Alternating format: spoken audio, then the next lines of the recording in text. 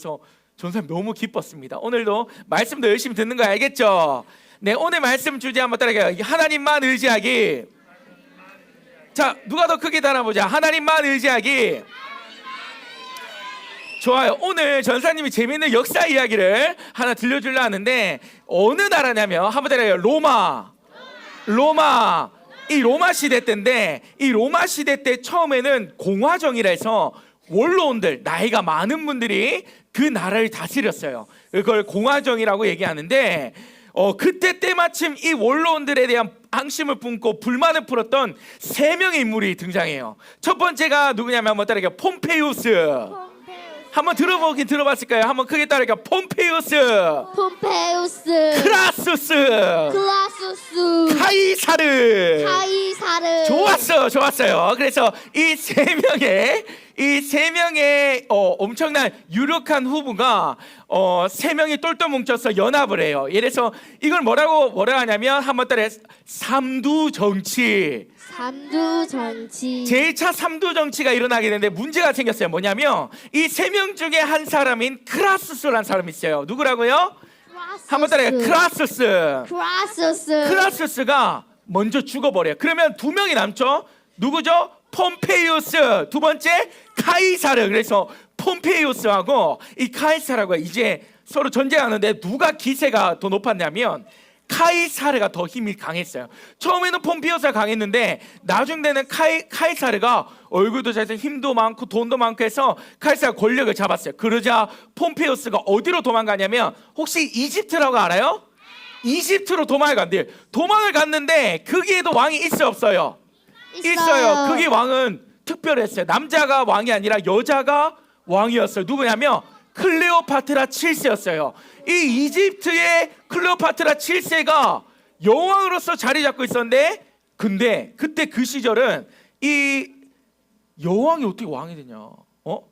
어떻게 여왕이 왕이 되냐? 이렇게 정권이 흔들리고 있었어요. 근데 그때 누가 도망왔냐면 폼페이우스가 도망왔어요. 근데 이제 이집트의 권력자 기득권들이 어떻게 하냐면 이 폼페이우스를 죽여버린 거예요.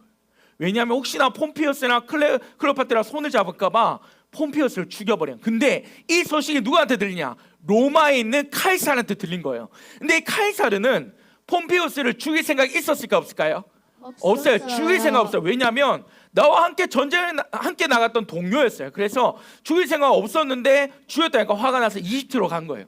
이집트로 카이사르가 딱 왔어요. 근데 그때 머리를 돌린 사람이 있어요. 누구냐면 클레오파트라 7세가 머리를 딱 돌려요. 이거 기회다 해가지고 누구한테 접근할까요? 카이사르한테 접근하려 하는데 사람들이 카이사르한테 접근하도록 놔둬요? 아니면 방해해요?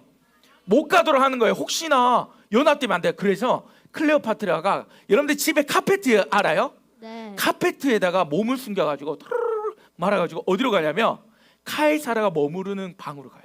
그런 다음에 이제 카이사르 잘라고 카페트를 펴라 했는데 갑자기 했는데 누가 나왔어요? 클레오파트라 나온 거예요. 근데 카이사르가 보고 한눈에 반해버린 거예요. 너무 이뻐. 한눈에 반해버려요. 그러자 이제 클레오파트라가 자신의 나라의 모든 얘기를 하게 돼요. 지금 이러한 정권이 흔들리고 있는데 나를 도와줄 수 있습니까? 근데 카이사르가 오케이 X 오케이 내가 한번 도와줄게 이렇게 됐어요. 그래서 여러분들 이런 말이 있어요. 클레오파트라 코가 1cm만 높고 낮았어도 역사가 바뀌었다라는 얘기가 있어요. 그래서 어떻게 했냐? 카이사르가 이제 클레오파트라 7세를 도와줘요, 안 도와줘요? 도와준 다음에 도와줘요. 근데 이 이집트의 기득권 세력이 카이사르하고 이제 전쟁을 하러 가는데 카이사르가 뒤로 후퇴를 해요.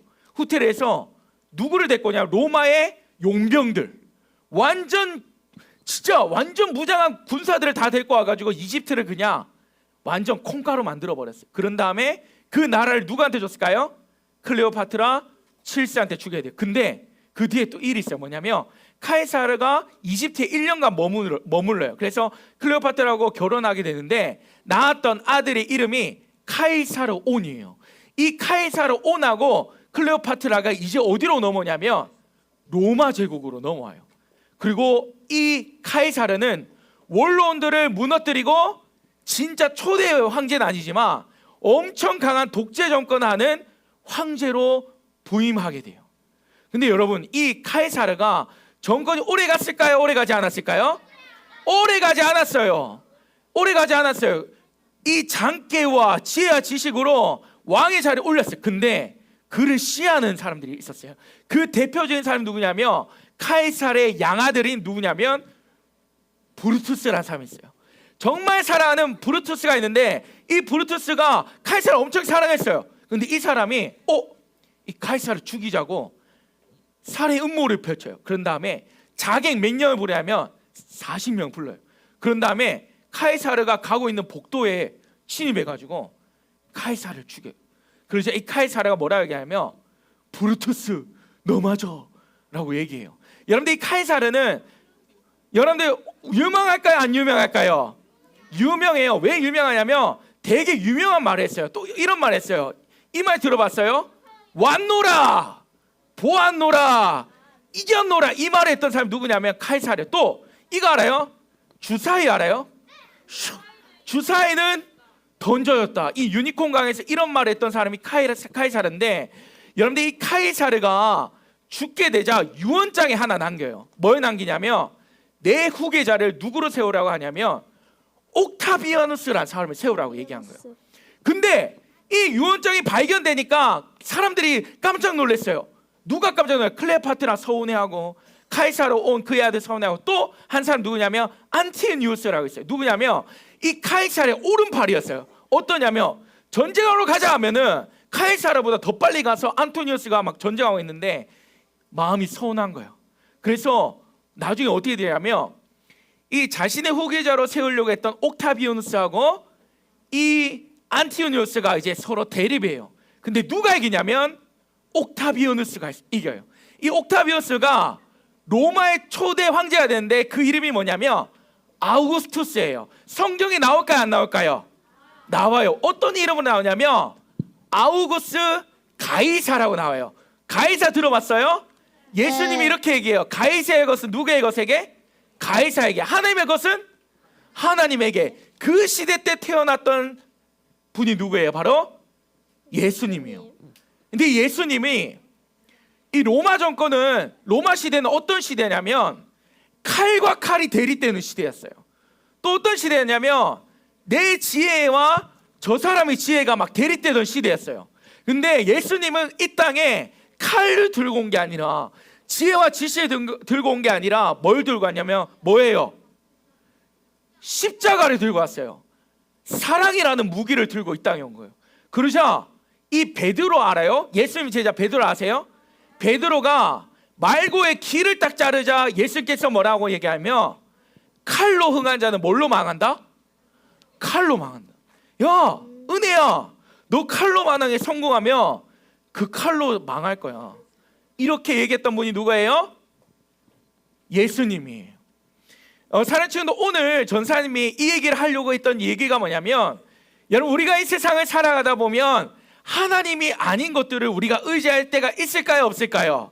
있어요. 여러분, 카이사르가 똑똑했어요? 안 똑똑했어요? 엄청 똑똑하고 여러분들 무술도 잘했어요. 칼도 잘했어요. 근데 칼로 흥하자 어떻게 됐을까요? 칼로 망해요. 로마 시대가 다 그랬어요. 처음에 1대 황제 옥타비아누스가 황제가 되죠. 두 번째 누구냐면 티베리우스 왕이 돼요. 황제가 돼요. 세 번째 칼라쿨라. 그리고 네 번째 이름 까먹었다. 다섯 번째 네로 왕제. 이 모든 것들이 칼로 흥하고 칼로 망하는 역사였어요. 여러분, 그래서 우리가 이 세상 살아갈 때에 하나님께서 뭘로 흥해야 되냐면, 뭘로 의지하며 살아야 되냐면 바로 누구를 의지해야 될까요? 바로 하나님을 의지하며 살아가야 돼요. 여러분, 만약에 전사님이 여러분들 때 인기가 많았을까요? 적었을까요? 적었어요. 다음부터 이제 영화 없어요. 알겠죠? 많았을까요? 적었을까요? 많았어요. 네, 이건 뭐 반강제전 같아요. 전사님 초등학교 때, 여러분들 때 3학년 4학년 때, 전사님 1학년 때부터 6학년 때까지 반에서 반장을 했어요. 그래서 친구들 인기도 많았는데 학교 가고 막 하면은 전사님 얼굴이 뽀했어요. 그래가지고 선생님들이 사랑을 많이 줬을까 안 줬을까요? 많이. 친구들도 많았어요? 많이 없었을까요? 없었어요. 예, 많았어요. 근데 친구들이 칭찬해주고 선생님 칭찬하니까 마음이 높아질까 안 높아질까요? 높아져요. 와, 마음이요 엄청 높아졌어. 마음이 엄청 높아지니까 이런 생각이 드는 거예요. 전사님하고 나이가 동갑인 친구잖아요. 그럼 내가 이 친구보다 잘났다고 생각하면 된다 안 된다? 근데 사람이 교만해지니까 어떤 생각이 드냐면 그래도 얘보다 내가 낫다라는 이런 교만함이 생기는 거예요. 근데 하나님께서 어떻게 하셨을까요? 그 교만함을 깨뜨렸을까요? 아니면 놔두셨을까요? 하나님은 전사님 너무 사랑하셔가지고 완전히 처참히 깨뜨렸어요. 그리고 다시 한번 겸손을 회복시켜 주셨어요. 여러분, 우리가 세상을 살아갈 때 하나님이 아닌 다른 것으로 성공하게 되면 하나님과 멀어질까요? 가까워질까요? 멀어져요. 하나님이 아닌 것으로 흥하고 성공하면 멀어져요. 왜냐하면 내가 했다라고 생각하면 하나님을 찾을까 안 찾을까요? 하나님을 안 찾기 시작해요. 그래서 여러분, 성경에 보면 여호와를 경외한 것이 뭐의 근본이라고 하냐면 지혜의 근본이에요. 여러분들, 그래서 지혜의 시작, 지식의 시작은 뭐냐면 하나님 앞에 뭐 하는 거예요? 한번 무릎 꿇어볼까요? 믿음, 소망, 사랑. 한번 무릎 꿇어볼까요? 한번 무릎 꿇어보시죠. 믿음, 소망, 사랑. 이렇게 무릎 꿇고 기도 한번 모습 한번. 믿음, 소망, 사랑. 좋아요. 와, 우리 친구 너무 이쁩니다. 너무 이뻐요. 여러분들, 이렇게 하나님 앞에 엎드리고 기도하는 것이 뭐냐면 지혜의 시작이에요. 한번 따라해. 지혜의 시작. 뭐라고요? 지혜의 시작. 지혜의 시작이에요. 뭐 편하게 앉을게요. 하나님 앞에 엎드리고 기도하는 것이 지혜로운 삶이에요. 그래서 여러분들, 오늘 성경 인물 중에 한 사람이 나와요. 누구냐면 따를게요. 여호수아. 여러분들, 이 여호수아는 출애굽 2세대인데 누구만을 의지하냐면 따를게요. 여호와. 이 여호와만 의지했던 사람이에요. 그래서 다른 것들을 의지하지 않고 오직 하나님만 의지했어요. 여러분, 우리가 인생을 살다 보면 정말 하나님의 도우심이 느껴질 때가 있고 안 느껴질 때가 있어요. 근데 차이가 뭐냐면 느껴지는 사람과 느껴지지 않는 사람 차이가 뭐냐면 느끼는 사람은 어떤 사람이냐면 그냥 말만 하나님께 하나님, 저 하나님 의지합니다. 저 하나님만 사랑합니다 라고 말만 해요.